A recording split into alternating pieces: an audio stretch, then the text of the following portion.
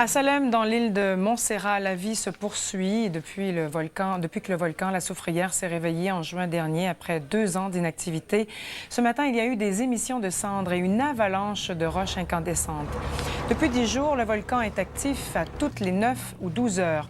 La moitié des 12 000 habitants de cette colonie britannique située dans les Caraïbes ont décidé de rester sur place. Ils vivent en fait dans le nord de l'île, à l'abri des soubresauts du volcan. Et à Hawaï, un site sacré ayant plus de 700 ans a été détruit par une mer de lave du volcan Kilauea. Le temple aurait été un lieu de sacrifice humain il y a 700 ans.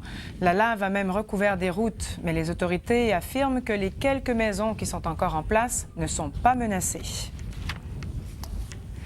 Il y a 50 ans, lorsque l'Inde a accédé à l'indépendance, le pays a été divisé en deux à cause de la guerre sanglante qui opposait les communautés hindouistes et musulmanes. C'est ainsi que sont nés le Pakistan et le Bangladesh. Mais tous les problèmes ne sont pas réglés, n'ont pas été réglés pour autant, et des millions de musulmans vivent toujours en territoire indien.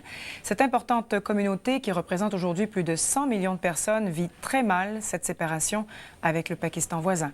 Morissette Golu nous en parle. La ligne ferroviaire la plus courte du monde part de la dernière gare pakistanaise et s'arrête à la première gare indienne. Quelques kilomètres seulement, mais qui traverse une frontière ensanglantée par 3 guerres. 2 fois par semaine, le train déverse des voyageurs, des gens qui du Pakistan viennent visiter des parents qu'ils n'ont plus revus depuis des années, parfois même depuis la partition des Indes en 1947. À l'époque, des familles se sont divisées brutalement. Une partie a pris le chemin du Pakistan, les autres sont restés en Inde.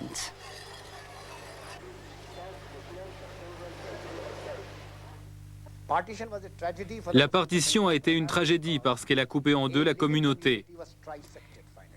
Et pour comble, elle n'a pas résolu le problème musulman en Inde, puisque ceux-ci sont maintenant 120 millions, plus nombreux en Inde qu'au Pakistan créé pour eux. Sporadiquement, des violences inouïes éclatent entre hindous et musulmans. Au Pakistan, même 50 ans après la partition, on traite les musulmans venus d'Inde à l'époque de réfugiés indiens. Alors qu'ici, les musulmans souvent sont considérés comme des Pakistanais. Vous voyez, la méfiance s'est installée des deux côtés. Les musulmans constatent qu'ils ont perdu l'influence qu'ils avaient, qu'ils sont moins riches, moins éduqués et moins favorisés que les hindous. Ils ont tendance à vivre repliés sur eux-mêmes. Comme partout dans le monde, le fait d'être une minorité a rendu la société musulmane très conservatrice, car on a peur de perdre quelque chose d'essentiel à son identité.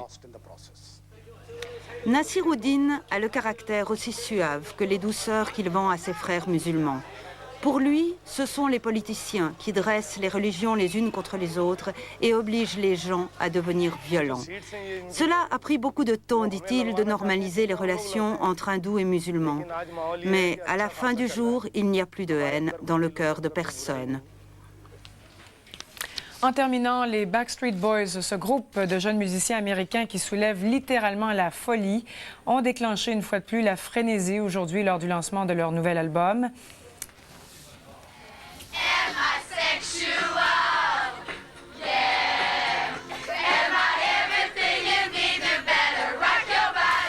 Donc à Montréal, 1200 jeunes, des filles en majorité, ont assisté au Spectrum à la retransmission sur écran géant du lancement de leur nouvel album qui se tenait à New York. Certaines jeunes filles attendaient même depuis samedi devant le Spectrum pour être certaines d'avoir des places. Les Backstreet Boys dominent les palmarès un peu partout dans le monde. 2 millions de copies du nouvel album sont vendues d'avance. Alors voilà, c'est tout pour cette édition du Monde ce soir. Merci beaucoup d'avoir été des nôtres. Restez là, nous rediffuserons dans un instant la conférence de presse que Patrice Lécuyer et Gaston Lepage ont tenue cet après-midi sur cet écrasement d'avion qui a coûté la vie dimanche à leurs 2 amis qu'ils accompagnaient en excursion de pêche, Marie-Soleil Touga et Jean-Claude Lauzon. Voilà, bonne soirée à notre antenne et au revoir.